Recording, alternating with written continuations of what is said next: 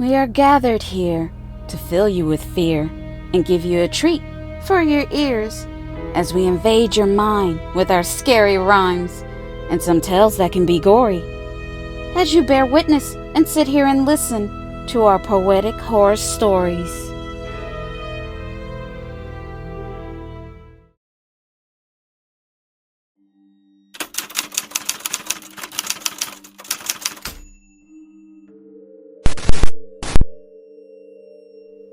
I bought a new telescope today, so I could look at the nearby planet and stargaze. Plus, the moon was going through its full lunar phase. So one night, I set up my telescope on my balcony and directed it at the moon. I could see everything clearly due to my new telescope. It has a 40 times magnification zoom. I could see the craters, the rocky peaks and valleys, as if it was right in front of me. I was truly happy. A real astrophile dream. That is until I saw something strange that I couldn't explain.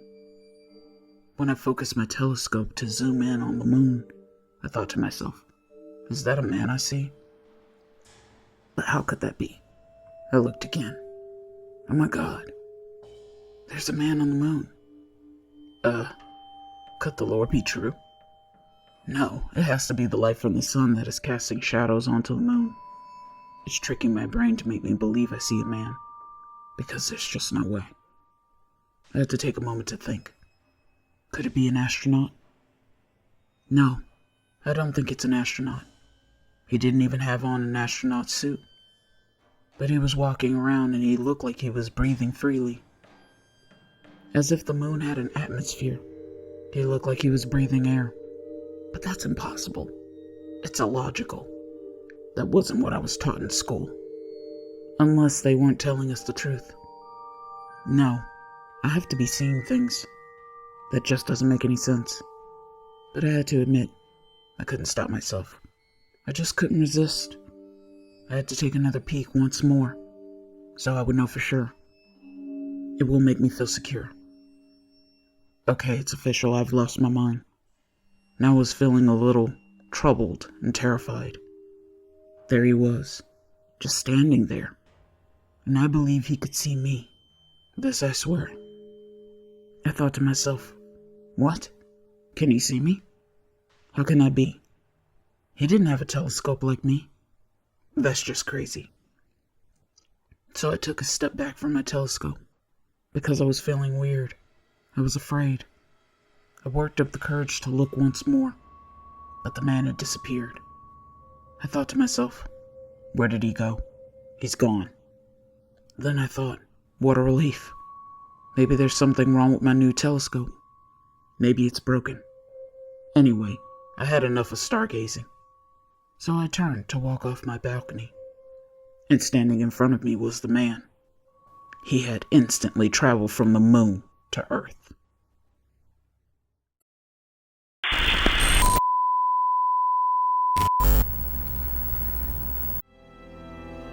This is just a friendly reminder to please like and comment to let us know how we are doing so far. We would love to hear from you all.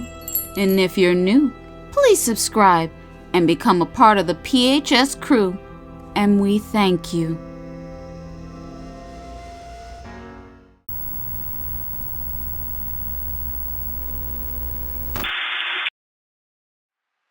Hello.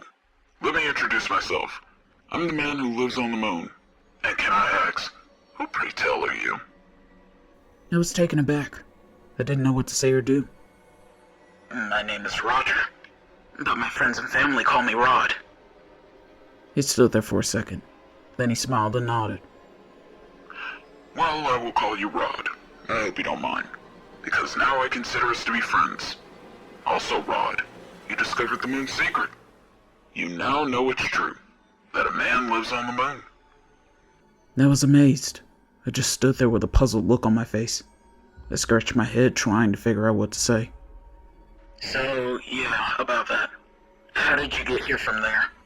I mean, Earth's distance from the moon is 238,855 miles, or 384,400 kilometers.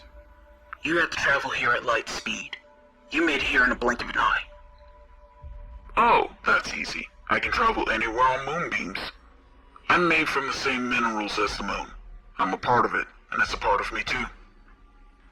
So you traveled through the moonlight? Yes, that's right. Right now the moon is going through its lunar phases. And this is why you were able to spot me. Which also means the moon is closer to the Earth, making it easy for me to travel back and forth. Okay, so you are an alien.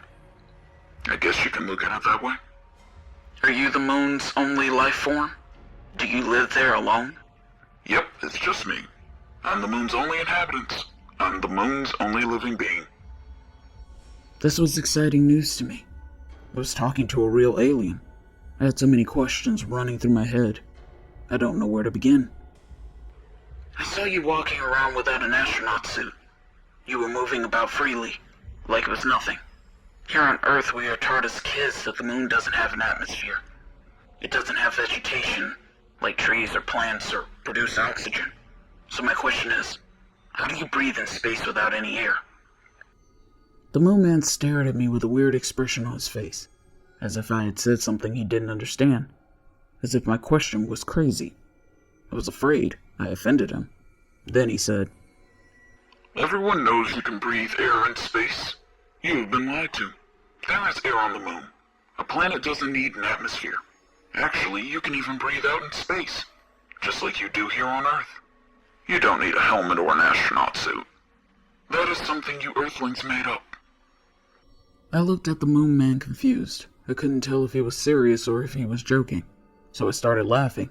Then I said, Good one there. You almost had me convinced. But I know it's not true.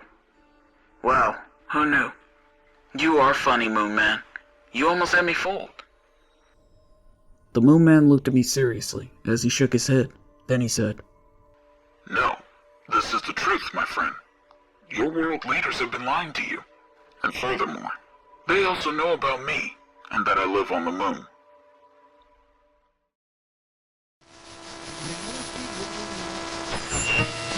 Move them to hurry, please. I can still hear them out there. They are trying to break in.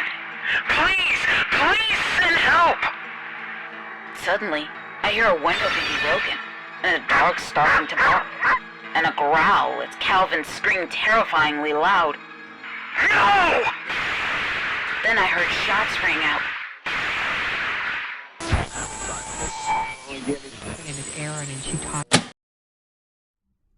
I was floored when he told me this information. That our world leaders knew about the man that lives on the moon and that he wasn't a hoax? What? They know about you?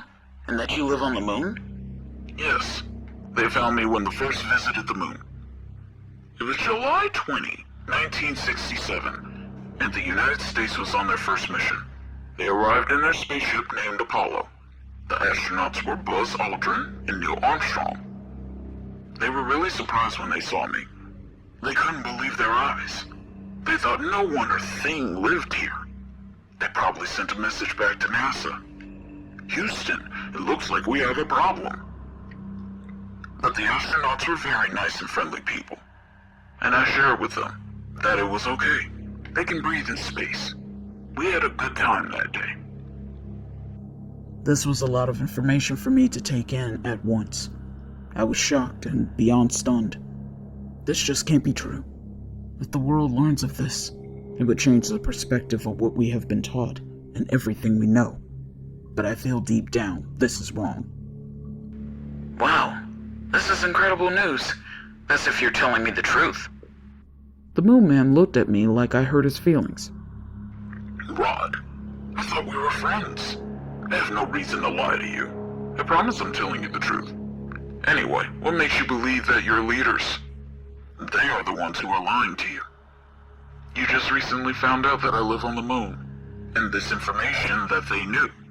And they didn't come back and share this information with the world. Nope, they decided to keep me hidden.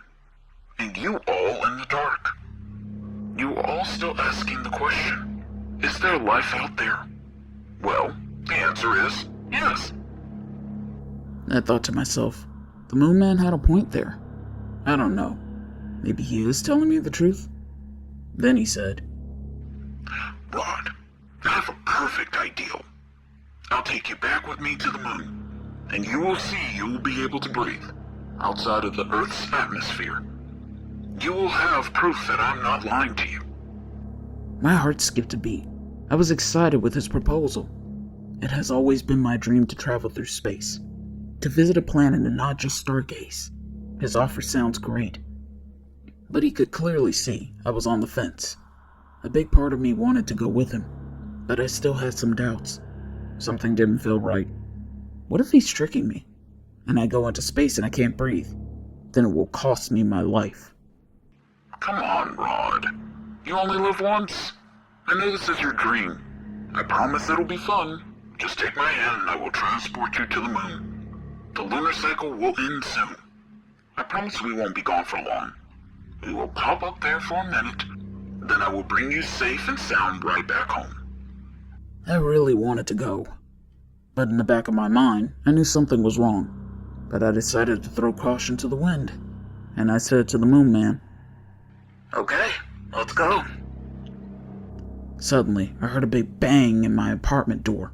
It was knocked down onto my floor. Then several men in black came rushing in towards my balcony. They were yelling at me. Stop! Move away from the Moonman. Do not touch his hand. He is lying to you. Do not listen to a word he says. He does this every lunar cycle. He comes here and tricks people to go to the moon with him. You were lucky we tracked him here. Looks like barely with time to spare. If you go with him, you will die. I looked at the Moonman and his friendly demeanor was now gone. He now looked enraged, like he was ready to tear the men in black heads off.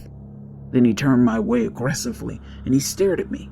Then he said, Too bad, Rod, my friend, but I have to leave. The men in black spoiled the party. The lunar phase is only seconds away from ending, and I can't return here till the next lunar phase begins. They are right. They saved your life. You would have died if you had come with me. Of course you can't breathe in space. You are a human being. I can't believe you actually trusted me. Human beings are so gullible and are easy to manipulate. Why would you question the science that you were taught in school as a kid? Your naivety is just amazing to me. You all are way too trusting. You even went against yourself, against your better judgment. But nevertheless, you, Rod, would have been a good addition to my fossilized collection. Maybe next time, my friend. Possibly the next lunar cycle. I will be seeing you again. That is a promise. And in a flash she was gone. The men in black left after that, and I called my maintenance man to fix my door. That was quite an ordeal. It still doesn't seem real. I still love to gaze up at the stars, but I do it without a telescope, and I don't look at the moon in the same way anymore. But I hope and pray the Moonman never comes back to Earth, and he stays on the moon where he belongs.